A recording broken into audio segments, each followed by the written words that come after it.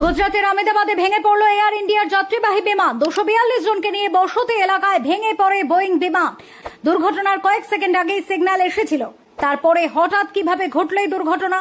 গুজরাতের আহমেদাবাদের কাছে মেঘানী নগরে ভেঙে পড়েছে এয়ার ইন্ডিয়ার বিমান। বিমানটি আহমেদাবাদ থেকে লন্ডন যাচ্ছিল বলে প্রাথমিকভাবে জানা গিয়েছে। প্রায় 242 জন যাত্রী নিয়ে উড়েছিল বিমানটি। তাদের প্রায় প্রত্যেকেই দুর্ঘটনায় মারা গিয়েছে বলে মনে করা হচ্ছে। এছাড়াও জনবহুল এলাকায় ভেঙে পড়ায় পুড়ে খাক হয়ে গিয়েছে একাধিক বহুতল।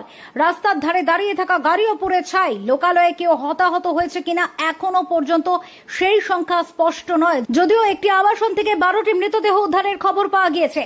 ঘটনার কথা স্বীকার করে এয়ার ইন্ডিয়া টুইট করেছে, আমরা জানতে পারছি এয়ার ইন্ডিয়ার ফ্লাইট নম্বর AI-171 আহমেদাবাদ থেকে লন্ডনের দিকে যাচ্ছিল।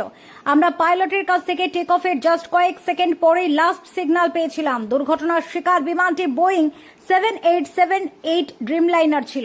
এই দুর্ঘটনায় 242 জন যাত্রীর মৃত্যুর আশঙ্কা রয়েছে। এছাড়াও বিমানে 10 জন ক্রু মেম্বারও ছিলেন।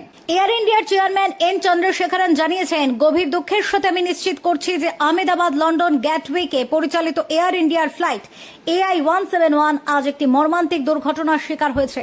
এই ভয়াবহ দুর্ঘটনায় ক্ষতিগ্রস্ত সকলের পরিবার এবং প্রিয়জনদের প্রতি আমাদের গভীর সমবেদনা। তিনি আরো বলেন, এই মুহূর্তে আমাদের প্রাথমিক লক্ষ্য হলো সমস্ত ক্ষতিগ্রস্ত মানুষ এবং তাদের পরিবারকে সহায়তা করা।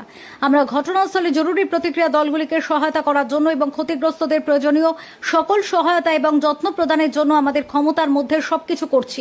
এই মুহূর্তে ঘটনাস্থলে প্রায় 7টি দমকলের ইঞ্জিন গিয়েছে। আহতদের উদ্ধার করে স্থানীয় সিভিল হাসপাতালে নিয়ে যাওয়া হয়েছে।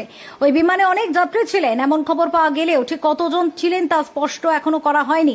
সংবাদ সংস্থা ANI অবশ্য জানিয়েছেন, বিমানটিতে 242 জন যাত্রী ছিলেন, ফলে মৃতের সংখ্যা আরো বাড়তে পারে বলে আশঙ্কা। কেন্দ্রীয় অসামরিক মন্ত্রী রামমোহন নাইডু এক্সে পোস্ট করেছেন, আহমেদাবাদে দুর্ঘটনা খবর পেয়ে আমি হতবাক ও বিধ্বস্ত। আমরা হাই অ্যালার্টে রয়েছি।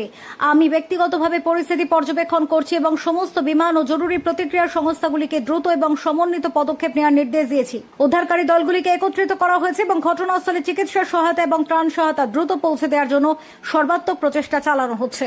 এছাড়া ইতিমধ্যে গুজরাতের মুখ্যমন্ত্রী ভূপেশ প্যাটেলের সঙ্গেও কথা বলেছেন স্বরাষ্ট্রমন্ত্রী Amit Shah. Bureau report, talk to time.